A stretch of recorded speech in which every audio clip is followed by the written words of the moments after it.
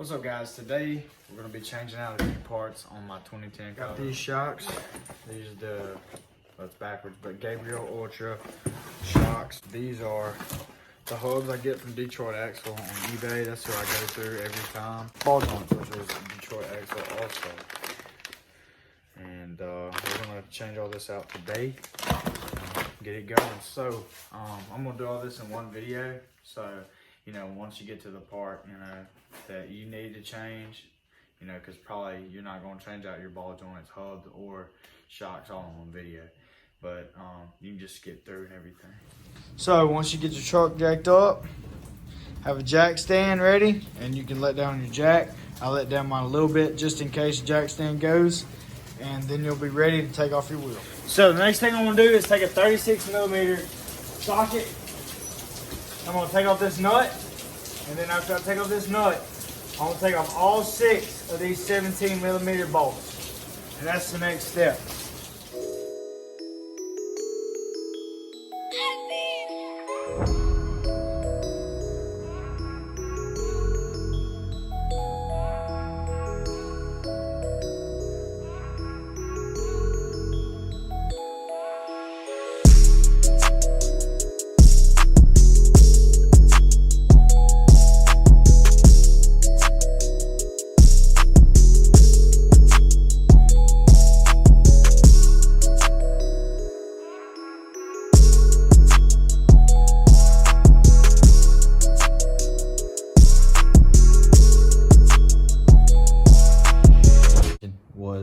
If you don't have an impact like I do to put on the hub nut, then you're gonna have to use something that'll keep the whole hub assembly, you know, from spinning.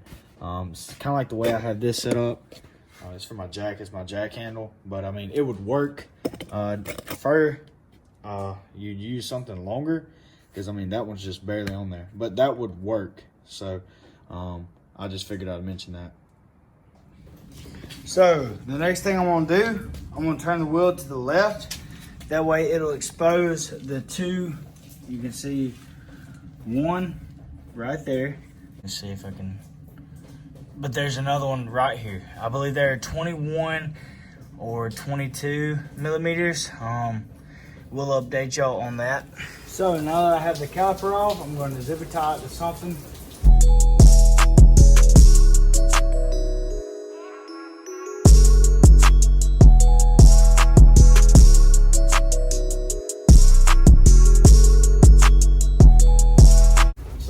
Like that. Next thing you're going to want to do is you have 4 bolts on the back.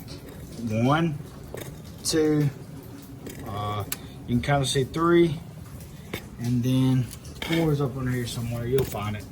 And we're going to undo those. After I undid them 4 bolts, this comes right out. So while I'm at it, I'm going to go ahead and I'm going to undo the ABS wheel speed sensor. It's an 8mm. Hit it right there. That's it. After that, you should, yeah. Pretty much, you can just take it out with your hand. After you take that out, you should just put a pull on it, tug on it a little bit. Comes right out. Go ahead and put in the old bolt just so you don't lose it. Take this, you know, you can go ahead and pluck it out of here. And this one. And go ahead and just set it out the way. I'll just set it right here for now. Next thing I'm gonna do is take the tie rod nut off. With the upper ball joint, I undid the nut. It was a 7/8, I believe. And on the steering rod, the tie rod, I guess you could say, I undid that also. Hit it down. It came right out. I did to get off this up here. I didn't really explain it in detail good. So what I did to get this off, I just basically had to take Big Bertha, which you don't have to have anything this big. I couldn't find my regular hammer, and I just took it just like this, and I just smacked it just like that, and it broke free. Hold in the ball joint, I believe. You see what size they are. They are a 9/16. You can see it right there. Landed at 9/16. So we're gonna try that out. We're gonna have to undo these. This tie rod for sure. Anyways, we're gonna undo these. I already undid 2. They're both 18mm top and bottom. And then, you know, you gotta have a backup. So undo that. This should drop after you finish. Like I said, I was thinking I was gonna have to undo the sway bar link, but I actually didn't. Once I really looked at it, it made more sense, you know, because it doesn't even connect to the lower ball joint or the knuckle. So anyways, so after I undid that, here's this one. It came out and it should come right out just like so. I didn't have the exact size of the nut for the lower ball joint, so I have the F wrench or pipe wrench, whatever you want to call it. Pipe wrench is what we call it, but so we do. So come down here, Christian. So I got it about as tight as I could. Took a hammer, kind of, honestly, because I'm changing these out, so it ain't gonna matter. So, and then I'm gonna break it just like that. But anyways, next thing I'm gonna do is take out this shock. Whoops. So there's an 18 on one side and 18 on the other. Slides out just like that. Go ahead and take it like that.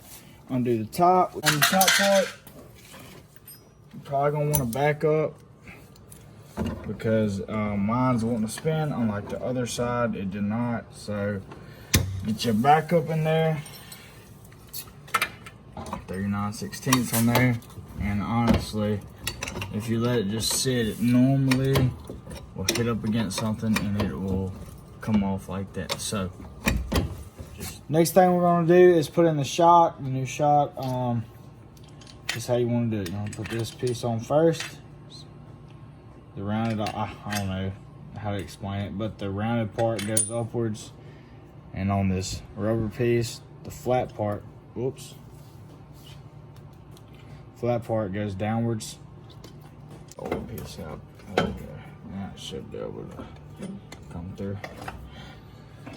Take this rubber piece again. Flat spot is going to be facing upward, just like this. And then this part, it's going to be facing downward, just like that. See it? Go over it. Take your nut. Alright, now, once you get it started, you just let it hang there for now. Whenever we come to pull everything up, that is when we will go ahead and get everything up into the spot it is supposed to be. What I'm gonna do is I'm gonna go ahead and put the ball joint right here where it's supposed to go. So I'm gonna get the new ball joint. It's pretty simple, just like this. It screws in just like so. All right, so it's a 7mm.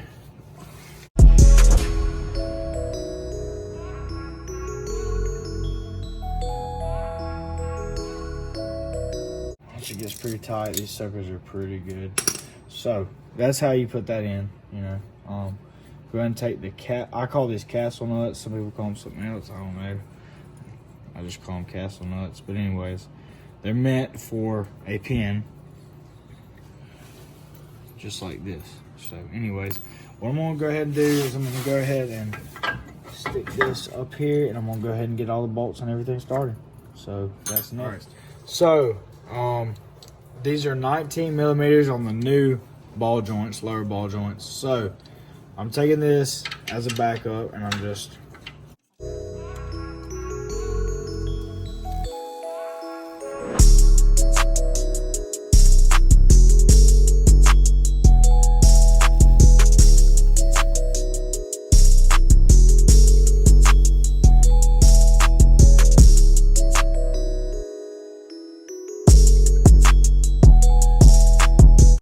so after you get all the bolts and nuts on the lower ball joint tightened, you go ahead and put on the knuckle. Make sure that you run it through right here, the axle, and on the lower ball joint bolt. and then take your nut, castle nut, whatever you want to call it. At least just get it started. At least. That way it'll, you know, for the most part, it'll hold on there. So I'm just gonna get as far as I can. And that's all I'm gonna do on that for now. Next thing I'm gonna do, after I get that on, I'm gonna go ahead and get this tie rod put back in. So that was, I mean, you seen how simple it was, literally. Just had to, you know, you have to work it a little bit now. While I'm here, I'm gonna go ahead and tighten up these for the upper ball joint. And I'm gonna use a 9/16, that's what size they are. Now, there's nuts on the bottom end that I have to tighten up. So I'm gonna use this as a backup, like that. I'm gonna run my, so I can hold it on video. I'm gonna run this up top, just like so. See, I'm gonna hold it down there, just like that. And I'm gonna do that on all of them.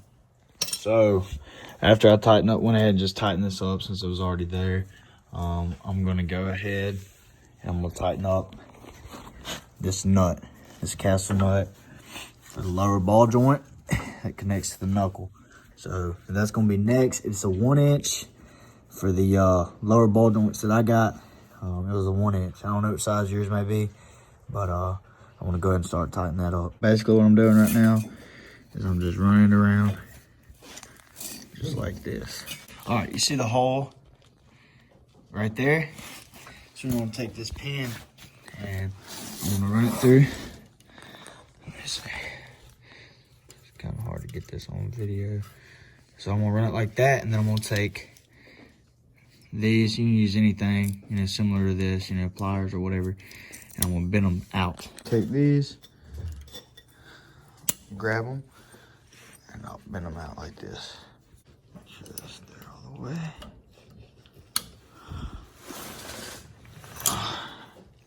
After I bent them out, I just took my hammer, just like this, and I just tapped them on both sides, just like that. So that's all you gotta do with that pin. So I'm gonna go ahead and tighten up the top piece of my strut. It's a 9/16. I'm probably gonna end up needing a backup, but right now what I'm doing is I'm just gripping this the best I can with my hand while I'm turning.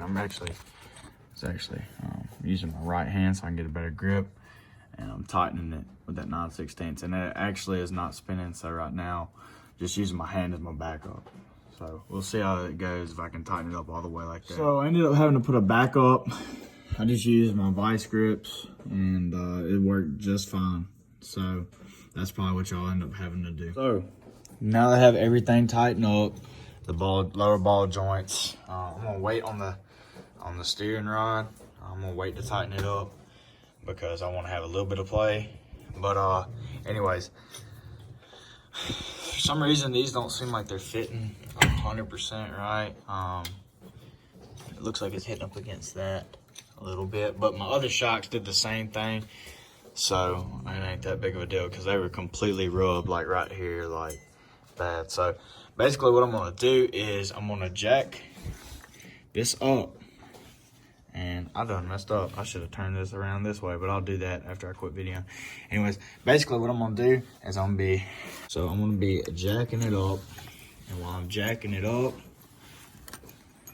just like this, I'm gonna be guiding this shock because it's gonna be coming up. And you wanna have the nut sitting like right on the back edge, because as you jack up, this is gonna move. It's gonna push out. So that's why I have it sitting like that, not completely centered.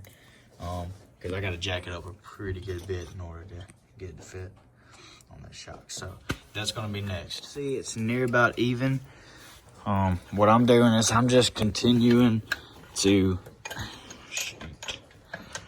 jack it up till it's about level.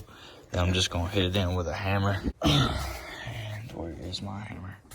Okay, take it, just lightly tap it.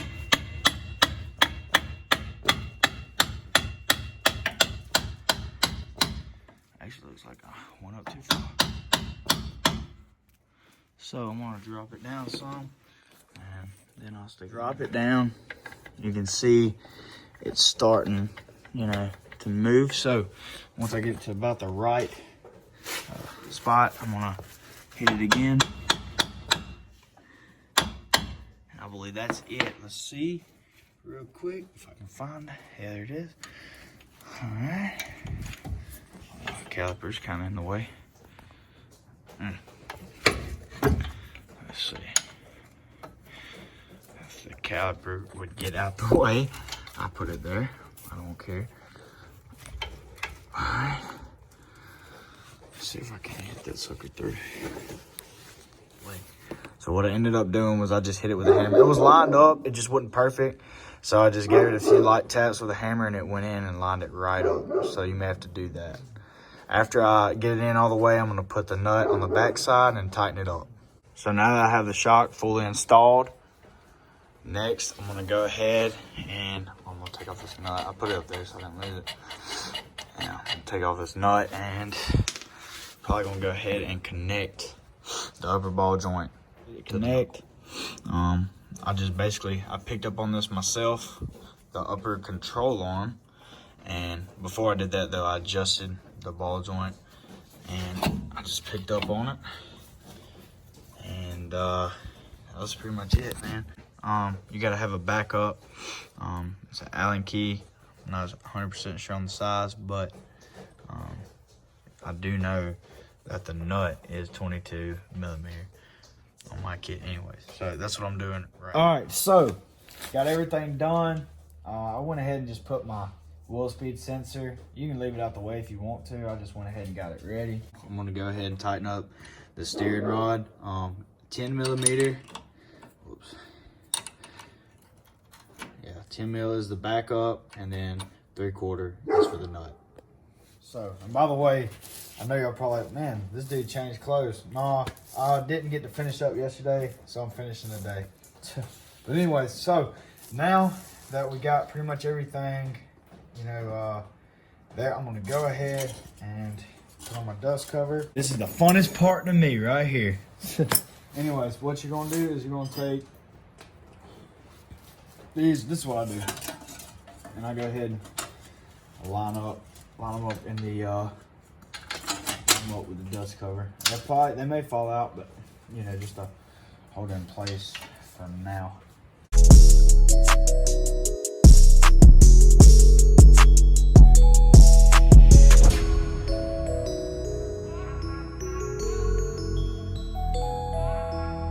So now I'm gonna go ahead and slide this on there the best that I can.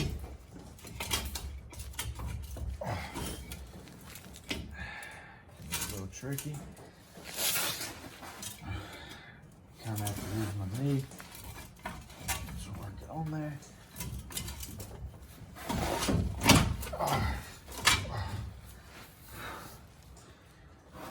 Holy crap, that was aggravating. Now here comes the really tricky part, is getting these suckers started. So, got one started. I think I got another one started. There's one. Can't tell. Let's see if I can tighten them up.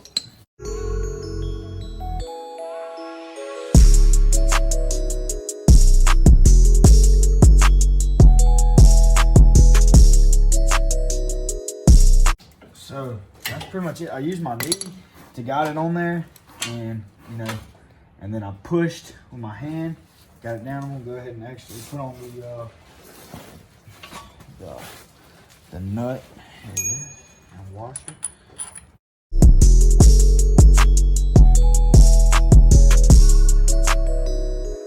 I have no clue he barks at sometimes. So went ahead and put on the nut. Let me go ahead and tighten it. Just gonna put it in tight.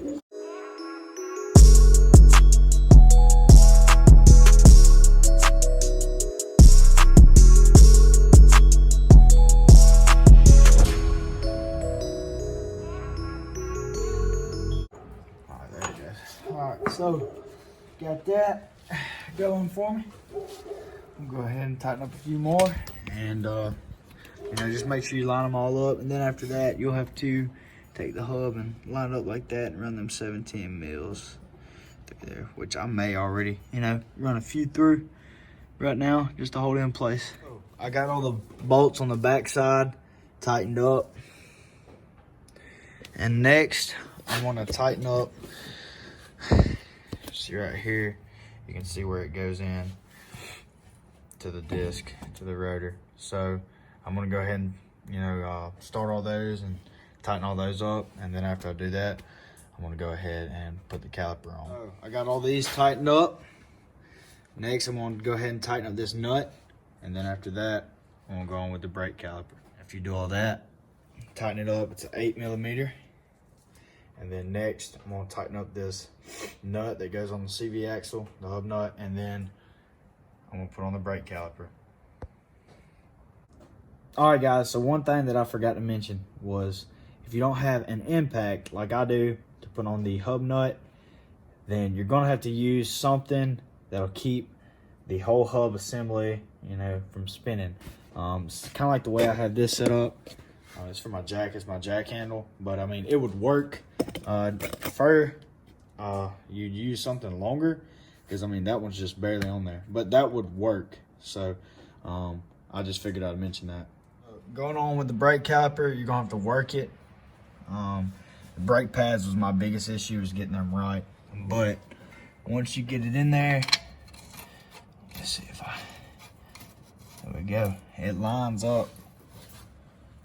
For me anyways, it lined up pretty easily. Actually, a lot easier than what I thought it was gonna line up. So I'm gonna go ahead and tighten these up, and then we're gonna put the wheel on. So I would advise you, before you start tightening these up, just to get just to turn the wheel all the way to the left. Finished tightening up the caliper, I'm gonna turn the wheel back straight, and I'm gonna put the wheel back on. I'm pretty sure y'all know how to put the wheel back on. Y'all took it off, y'all should be able to put it back on. It's really easy. Anyways, so, but that's pretty much it on the shock, upper ball joint, lower ball joint, and hub installation. So I hope it helped y'all out. I didn't see anybody with any videos on the 4-wheel drive. I mean, it's pretty simple. It's practically the same thing, just a little bit different. So I hope this helped y'all out. Just please subscribe and share my channel. I'll have more videos on this Colorado coming. Still got a few more issues, so thank y'all.